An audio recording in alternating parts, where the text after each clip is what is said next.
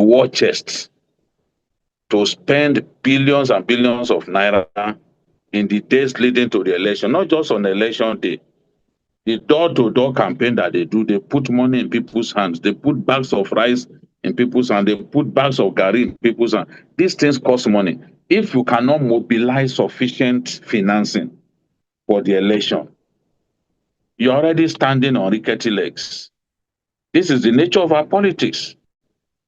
Our politics has become largely a cash and carry affair, and President Tinubu has the resources that none of them can muster. Let's tell ourselves the truth. Because with the governor of the of the richest states in Nigeria now defecting into the APC, it gives APC greater strength, whether we like it or not. It gives APC greater strength. States collect a lot of money these days from the distributable revenue from the center. Fact. And on the average, one state in Nigeria, one of the richest states in Nigeria, collects about 63 billion every month. That's a lot of money. You and I know that public funds go into funding political parties. And where a party has so many of those states, it means that they can muster so much money to win an election. In spite of the galvanization of the opposition, in fact of the coalescing of these opposition elements, Jonathan only lost the election by 4 percentage points. So incumbency power is strong. Whether we like it or not, in our part of the world, incumbency power is strong. So President Tinubu still remains the man to beat. He still remains the man to beat. He's still favored to win the election. How the opposition plays his politics will determine whether President Tinubu can be re-elected. But for now, he has all the advantage that the opposition doesn't have in terms of number of governors, number of federal lawmakers, number of local government chairmen, because all of these people play their part in mobilizing people for election.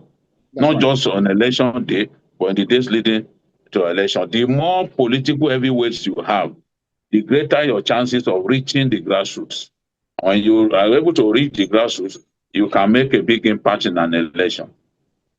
So our elections also are sometimes decided by religion and ethnicity and all that. It all depends on the shape that 2027 election will take. Will religion be a critical factor in the election? Will it be a campaign issue? Will ethnicity be a campaign issue? When that time comes, we will know. If those factors do not play a big part, it can also determine who carries the day at the end of the day. Well, you've actually said a whole lot of things, and people have also made their comments, but it's just that it's time for us to end the show, and we keep talking about this. 2027 is just, around the corner, and there's so much to talk about, so many weeks for us to, chew and analyze on, development, in the political landscape of things in Nigeria. And trust us, Issues with Jide will always be here to give, sense of direction and enlightenment and understanding as to what is going on. That's our show for today's edition of Issues with Jide. Special thanks to you, Babajide Kolade Tutoju, for those insightful analyses, as always. We go. Thank you, Ibrahim. Thank you to our esteemed viewers. We love you exceedingly. Absolutely. And thanks to our audience for keeping our company on every edition. You can see the program again anytime by subscribing to our YouTube channel, TVC News Nigeria. Click on the subscribe button to get the latest information. You can also follow us on our social media platforms at TVC News NG. I'm also at Ibrahim_Shita. On behalf of the rest of the team, I'm Ibrahim Shita. See you again next edition. Bye for now.